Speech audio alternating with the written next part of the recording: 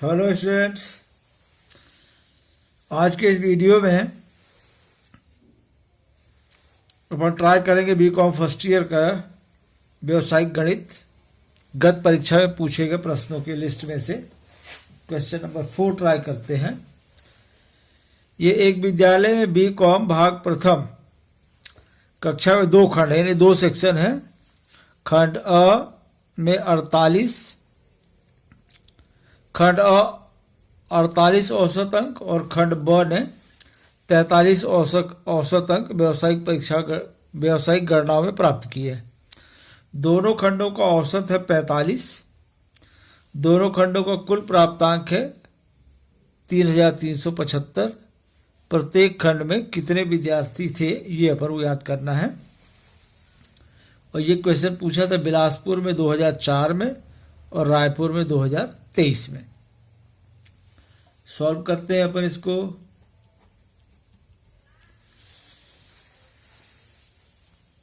तो कंबाइंड औसत जो दिया हुआ दोनों खंडों का कुल औसत कितना है? दोनों खंडों का कुल औसत है 45। यहां से स्टार्ट करते हैं। दोनों खंड, इतना एकदम शुद्ध हिंदी लिख देते हैं, सेक्शन लिख देते जल्दी समझ आ जाता है। दोनों खंडों का औसत कितना है? औसत है 45। तो दोनों खंडों का कुल प्राप्तांक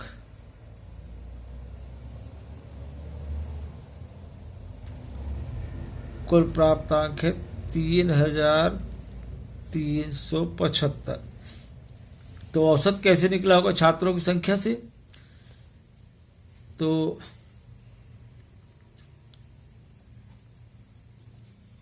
कुल प्राप्तांक बटे छात्रों की संख्या, ऐसे आया होगा औसत।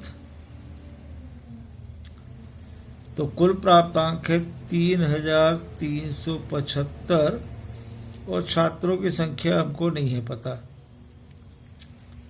छात्रों की संख्या ये सॉल्व करके औसत ये लोग बता रहे हैं 45।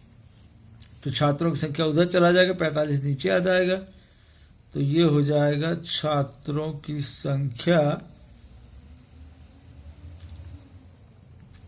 बराबर 3375 बटे 45।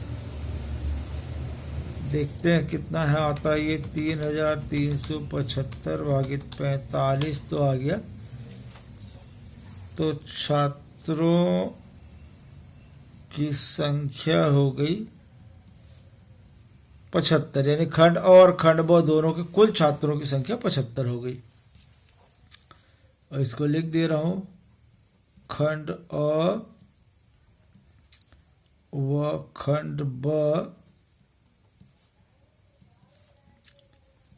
के कुल छात्रों की संख्या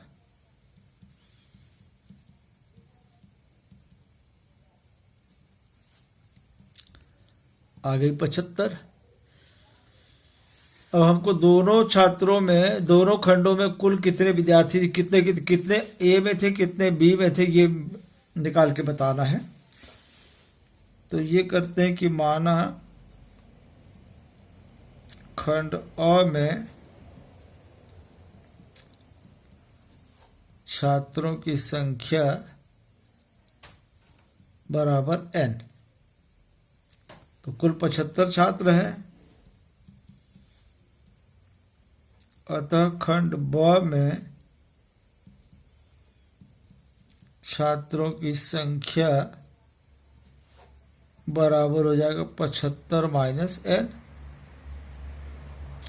खंड अ का औसत अपन को दे रखा है, खंड अ का औसत दे रखा है 48।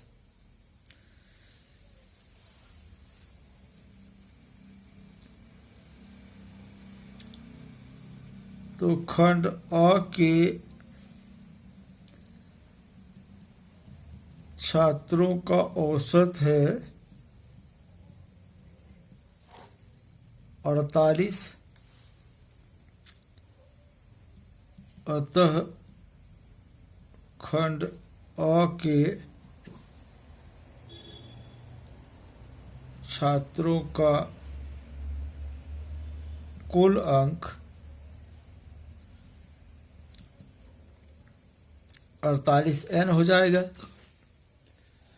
खंड ब का प्राप्तांक दिया है 43।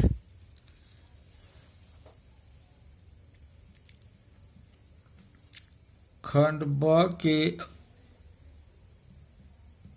छात्रों का औसत है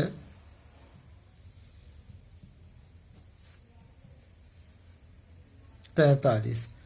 खंड ब में कितने छात्र हैं? 75 माइनस n। खंड ब के 75 माइनस n छात्रों के कुल अंक 75 माइनस n ये संख्या हो गई गुणे 43। देखते हैं ये कितना होता है। 75 गुणे 43 किया तो 3225 और 43 गुणे n करेंगे तो माइनस 43 n। खंड अ और खंड ब के छात्र मिला के कुल कितने हैं? 75। तो 75 छात्रों का कुल योग निकाल लेते हैं।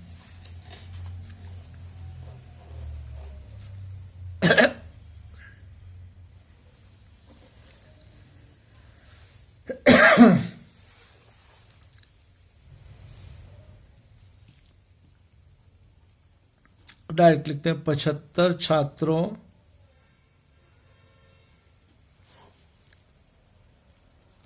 के कुल अंक बराबर हो जाएगा ये। खंड अ के छात्रों का कुल योग निकाला अपन ने 48n और खंड ब का निकाला है 3225 माइनस 43n। 48n में से 43 जाएगा तो 5n बचेगा प्लस 3225 हो जाएगा। तो दोनों खंडों का कुल प्राप्तांक कितना है? 3375 इसके बराबर होना चाहिए। तो 5n प्लस 3225 बराबर 3375। तो 5n बराबर हो जाएगा 3375 माइनस 3225। देखते हैं 5n बराबर माइनस करके क्या आता है। 3375 माइनस 3225 तो आ गया 150, यानी n बराबर हो गया 150 बटे 5, तो n बराबर हो गया 30। तो खंड अ में छात्रों की संख्या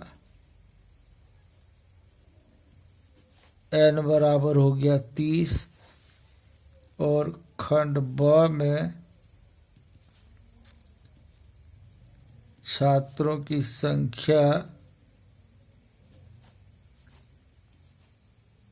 75 माइनस n था, तो 75 में माइनस n करते हैं तो 45 हो गया। तो इस तरह से उत्तर आ गया अपना खंड अ में छात्रों की संख्या 30, खंड ब में छात्रों की संख्या 45 है। अब जिनको ये मेथड लेंदी लगती हो उनको दूसरी मेथड बता देता हूँ।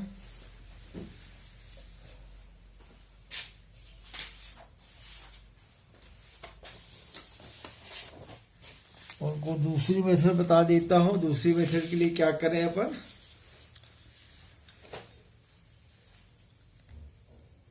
तो दोनों खंडों का कुल प्राप्तांक इतना है ना, और औसत अंक कितना दिया है 45। तो छात्रों की संख्या तो वैसे ही निकालेंगे। दूसरी विधि, तो इसमें करें छात्रों की कुल संख्या, यानी खंड अ और खंड ब मिलाकर है, खंड अ खंड ब को मिलाकर, तो ये हो जाएगा कुल प्राप्तांक है 3375 बटे औसत कितना है इनका 45, तो ये हो गया 75। अब यहाँ पे लेते हैं कि माना खंड अ में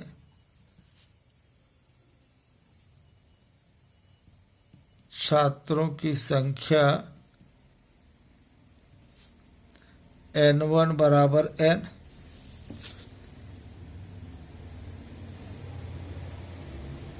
सॉरी यहाँ खंड अ में है भाई, है ना। खंड अ में औसत अंक, इसको x1 बार कर लें। खंड अ का औसत दे रखा है 48। खंड ब में, ब में छात्रों की संख्या कुल 75 में से n छात्र ए में है तो बी में हो जाएगा। n2 बराबर 75 माइनस n,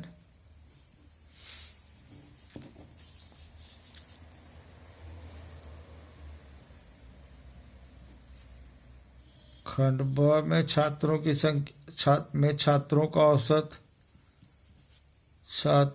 का औसत है, इसको x2 बार कर लें। x2 बार खंड ब में कितना है 43, तो अब संयुक्त औसत x बार बराबर है n1 x1 बार प्लस n2 x2 बार बटे n1 प्लस n2। x1 बार है पूरा 45, दोनों का मिला के। n1 में है अपने पास n गुणे 48 प्लस n2 में है 75 माइनस n, और x2 बार है 43 बटे n1 में है n और n2 में है 75 माइनस n, तो ये हो जाएगा 45 बराबर 48 n प्लस हो जाएगा 75 गुणे 43, तो ये हो जाएगा 3225 minus 43 n plus n minus n cut के हो जाएगा 75।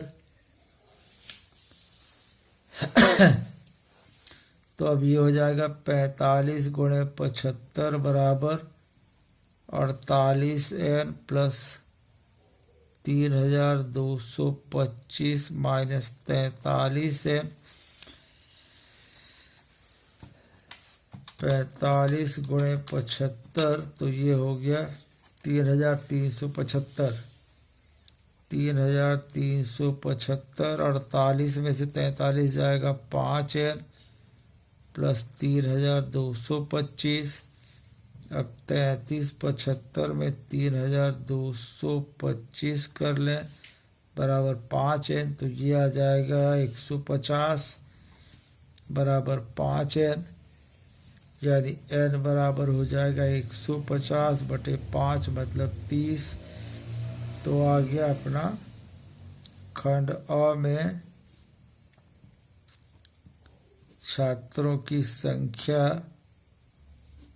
n थी तो n बराबर आ गया 30 और खंड ब में छात्रों की संख्या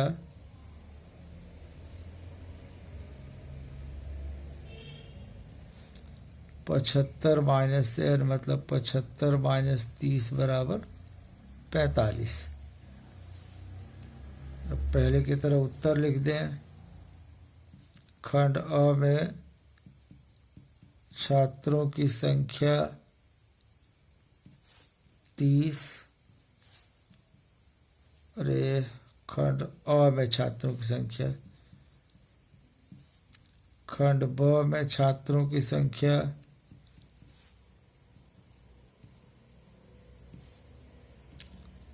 45 है। ओके, अब अगला क्वेश्चन देख लेते हैं।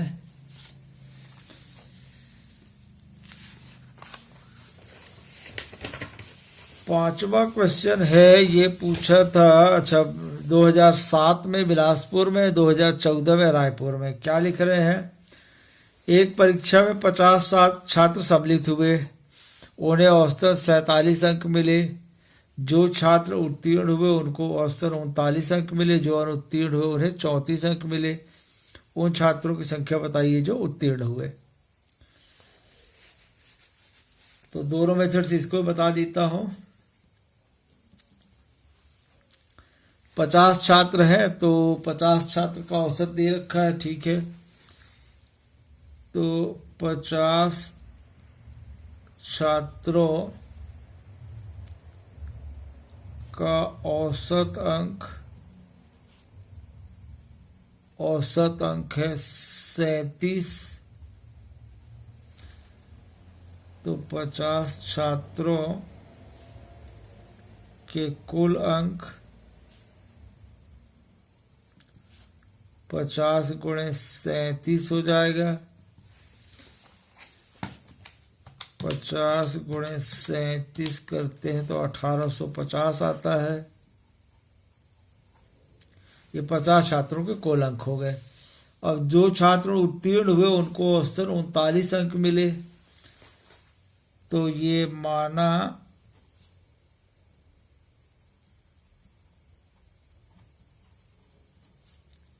उत्तीर्ण छात्रों की संख्या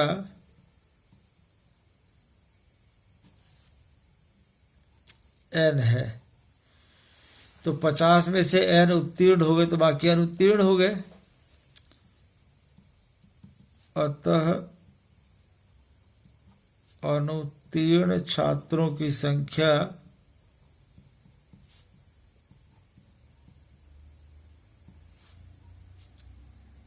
बराबर 50 माइनस n। उत्तीर्ण छात्रों का औसत दे रखा है 39।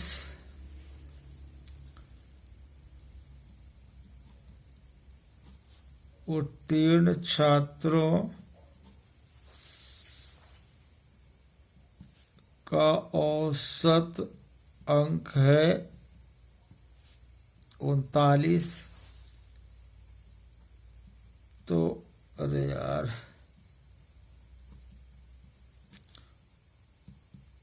उत्तीर्ण छात्रों के कुल अंक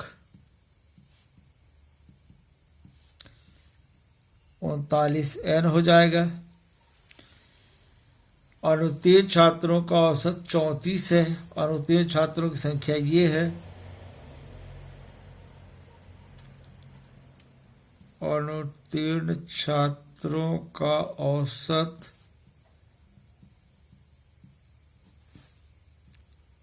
अंक कितना है? 34।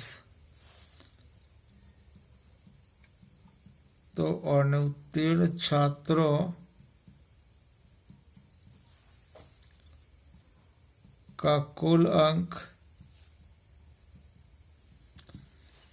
ये हो जाएगा 50 माइनस n गुणे 34। 50 गुणे 34 करेंगे तो यह आ जाएगा 1700 माइनस 34n। अब उत्तीर्ण छात्रों के कुल अंक और उत्तीर्ण छात्रों के कुल अंक जोड़ दें तो सभी छात्रों के अंक आ जाएंगे।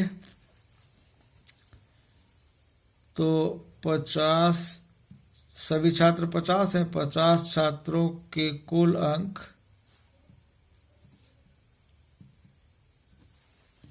बराबर हो गया 39n plus 1700 minus 34n। 39n में से 34 गया तो 5n बचेगा प्लस 1700 बचेगा। ये 50 अंकों के कुल अंक, 50 छात्रों के कुल अंक और ये 50 छात्रों के कुल अंक इक्वल होना चाहिए। अब 5n प्लस 1700 बराबर हो जाएगा 1850। तो 5n बराबर 1850 माइनस 1700, तो 5n बराबर हो जाएगा 150। n बराबर 150 बटे 5 मतलब ये हो जाएगा 30। तो 30 छात्र उत्तीर्ण हुए, केवल उत्तीर्ण पूछा है, लिख देते हैं उत्तर। अरे